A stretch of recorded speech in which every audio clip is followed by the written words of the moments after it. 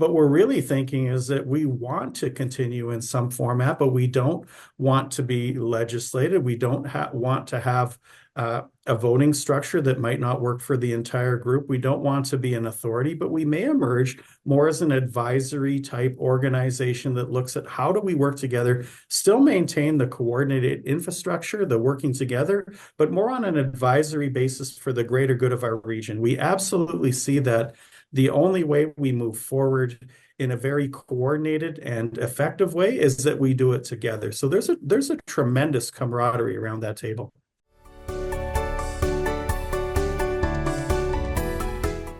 Welcome to Municipal Affairs. Today we reflect on the end of an era for regional cooperation in the Edmonton Metropolitan Region.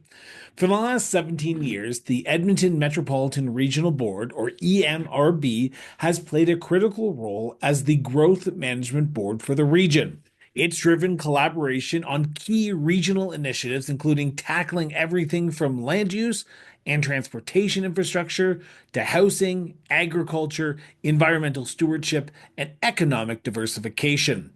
The EMRB has been a platform where municipalities have come together to plan not just for today, but for the region's long-term future. But all of that is coming to an unexpected end. On November 22nd, 2024, the government of Alberta announced that it would not renew funding for the EMRB in budget 2025. Perhaps even more surprising, memberships in the board would now become voluntary moving forward. Member municipalities were left with a significant decision: continue participations without provincial support or walk away. And after intense discussions and votes, they've made their choice. Last week, it was announced that the board would be winding down, ceasing operations entirely as of April 1st of this year. So what does that mean for regional collaboration moving forward? Is this the start of a crisis in municipal cooperation across the province of Alberta? To help us understand the lead up to this momentous decision and what happens next, I am joined today by Alan Gamble, Chair of the EMRB and Mayor of Parkland County. Mayor Gamble, thank you so much for just sitting down with me and talking about this kind of momentous decision that the EMR board took last week in your last meeting, and that was the dissolution of the board as of April 1st, 2025. Can you walk me through how this decision came alight? Because it seems like it came out of nowhere from a municipal standpoint. Yeah, for sure. The information came to us. It was sudden, and it was unexpected on November 22nd of 2024. The Minister of Municipal Affairs announced that it was the government of Alberta was going to be eliminating all funding to growth management boards, which included the Edmonton Metropolitan Region Board and the Calgary Metropolitan Region Board, effective 2025. So alongside all of the funding elimination was also that the participation was going to be voluntary, yet still legislated by the province. So that information was given to us right towards the end of 2024. So yes, unexpected and sudden. So the members got together last week and they voted to disband and dissolve the board. While this could have gone on as a voluntary board, the move was to dissolve it at the end of April on April 1st, 2025. What led up to that discussion around that table to come to the ultimate conclusion that, and I hate to say it this way, but you're better off alone than working together?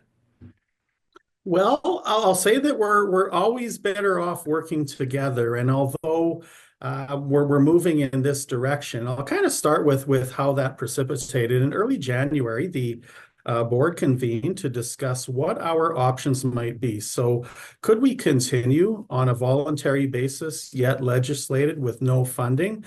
And what we determined is that if every municipality had the option to voluntarily withdraw, the sense around the board table was that we would not have a critical mass to continue. Therefore, meaning that if members just continue to drop out, there really isn't any point unless we're all working together. So what the individual municipalities did was take the information back to their individual councillors. And then last week, the board convened again with the vast majority of municipalities at their council levels moved motions to voluntarily withdraw from the EMRB.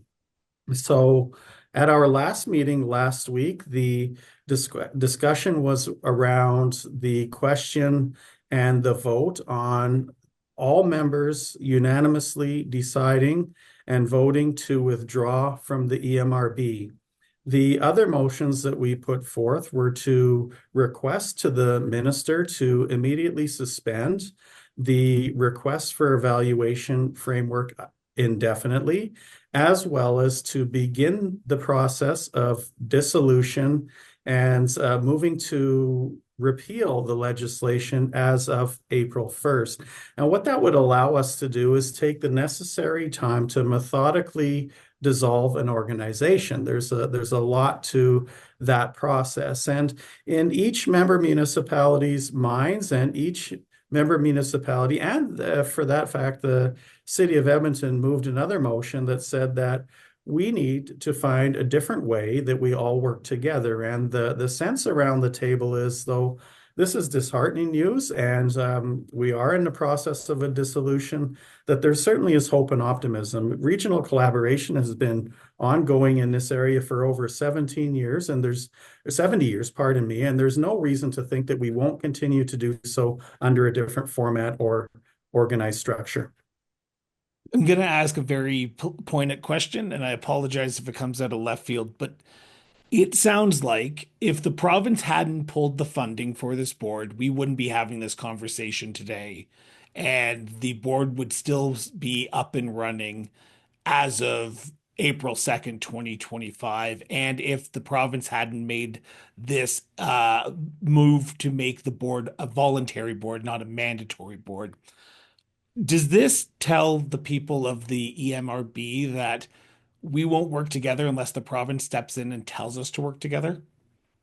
No, in fact, I think it's the contrary. It was the two factors in combination, I believe, that led to the decision of the board unanimously that said, we want an equal partner, and we recognize the tremendous work that the board has done. No one else is doing this work of looking at long-range land planning, transportation, housing, jobs and employment, the prime protection of our prime agricultural land, looking at things like density targets for the urban municipalities, the stewardship of our natural resources, that all of this great work exists and will continue to exist. But if we don't have the recognition of the province of the value that's been created by the board and working alongside us, as well as making it the combination of voluntary yet legislated, I think those combinations simply didn't align with the board's thoughts and process that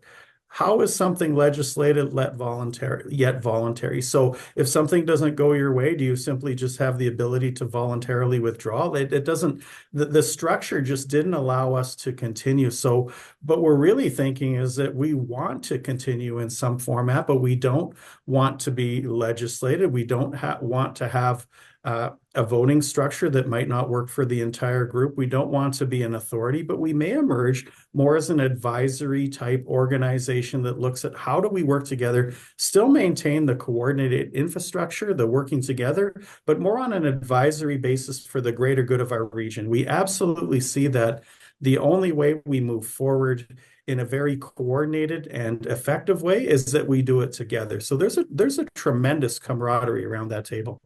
Looking back on the last 14 years around that table, there's been many advancements around the Edmonton Metropolitan Region for yourself, for Parkland County, because whenever I speak to municipal leaders, I always hear the how can we better improve our residents' life. How did the board improve the people of Parkland County's life looking back on the last 14 years around that table? Yeah, I would mean for Parkland County specifically, one of the critical and strategic success factors for us is food security. We're a rural municipality and we're very involved in agriculture and the protection of prime agricultural land. So one of the success stories of the board in total was the creation and the legislation surrounding the Regional Agricultural Master Plan, which allows the entire region to look at what is the most productive lands and ensure that they stay in food production. So recognizing that as a region is, I think, moved us in a great step forward. And that was a culmination over the last 17 years of the board's existence. And further to that, it looks at, things like transportation priorities and how we coordinate the highway structures, the road structures, the utilities, and how they function. Also, major employment areas so that we can ensure that all of our residents have places to work, places to live, and places to enjoy the amenities that we all have. So, without doing this work together, we cannot do it alone. Was there a misconception about the board for the last 17 years? Because I know the conversation around the Calgary Regional Metropolitan Board was, oh, Calgary has too much influence in the decision makings that are happening in the rural communities. Did you get a sense when talking to the residents, not only in Parkland County, but across the region, that there was a misconception of what the board's intention was that was originally laid out 17 years ago? Yeah, I mean, they're the boards. We're a 17-year-old board. I don't believe the Calgary board started at the same time, and we recognize it for the Edmonton Metro Region Board that we are very cohesive, Yeah. very progressive, and that we may have been at a different stage. We were a mature level board, given the number of years that we had worked together, and we certainly felt that, and we know that we created a lot of value for our region. And the Calgary board was at a different state in time and different. Different number of years of experience and their success. Certainly, I would encourage you to reach out to them to speak about their success and value. Yeah. I want to talk about what happens next because we are a few days after the original vote where you asked the minister to dissolve and wind down the operations of the EMRB as of April 1st. What is the next steps for each of the individual municipalities? Because take me through, do your members have ICF agreements with your neighboring communities, or did this supersede the ICF agreements to ensure that even though you don't have them, you are now going to have to basically start from scratch and get those up and running because those are mandated by the province to have ICF agreements. Yeah, absolutely. With the growth management board, there was a requirement that municipalities did not require intermunicipal collaboration frameworks or intermunicipal development plans. So there's two sets of statutory documents that go together. That now that we are not a growth board and we have all opted out, that will be one of the first discussions that we will have when we reconvene as municipalities outside of the scope of the EMRB and determine what is the best way that we move forward and how do we create these documents, or do we agree the book is wide open. Do we need them? I know they're legislated, but is there an opportunity for us to create a singular one that we all use? Or if we emerge in a different format and we're still aligned to the growth management principles, that we may not need them. So we're kind of charting uncharted territory, but what we do know is that we have a tremendous body of work that exists and that has been accomplished by the board, and we can lean on that. And we all work together well, whether we're an urban municipality or whether we're a rural municipality. We recognize that for the greater good, we will get together very quickly and align on how we're going to move through certain things. And you touched on one that may be the very first topic that we look at, which is the statutory documentation related to IDPs and ICFs. Is it going to be challenging? Do you think your municipalities are up for it? Because when you're working mandated from 14 municipalities all around one table, mandated to do that, it's easy. But when you now have 14 voices who are all going to be wanting the best for their own communities, it's going to be a bit challenging, won't it be? There's going to be challenges, and but there's also faith and optimism. The history demonstrates success, and also when we're looking at, we may emerge as an advisory board, so we don't have that authority that was mandated for us to be voting on each other's requests for evaluation frameworks, that we may be able to move in such a way that we regionally collaborate in an advisory structure for the greater good of the region. So is there challenges? 100% there's challenges, but there's also potential hope and optimism that the thoughts about voting on your municipalities, yet trying to carry the flag for your own municipality, those were challenging circumstances as well. So this could be a tremendous thing as we move forward. While your members are all municipally organizations, what role does the province have to play in the next steps as the EMRB winds down and this new advisory group or whatever is going to be in the future starts up? Do you see a role the province playing or needing to play to ensure Well, the smooth transition?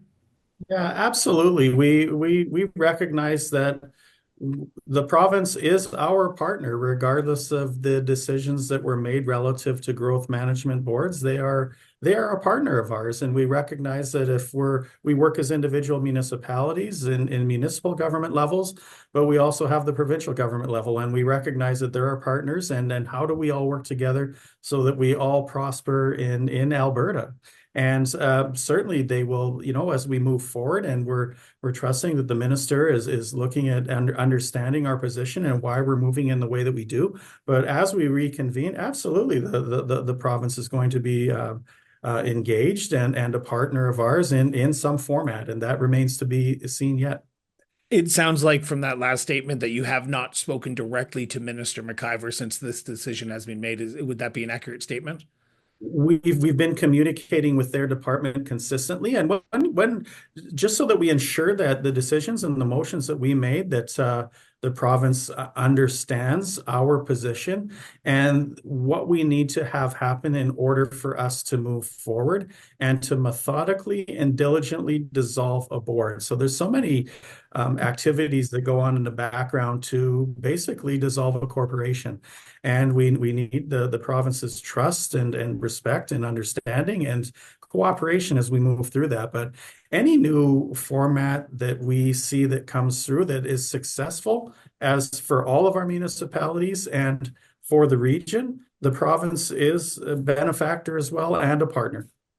You live this stuff, Alan. I live this stuff. I enjoy talking to municipal leaders from across this province and across this country. And I am a municipal nerd, and I can imagine someone who is the mayor of their community. You are as well. But Yeah. what are the people of Parkland County? What are the stakeholders saying about the decision that was made last week? Have you had initial discussions with residents of stakeholders, business leaders who might be concerned that they're losing something or might be happy that they're gaining something from the autonomy that they might have now compared to what they had under EMRB?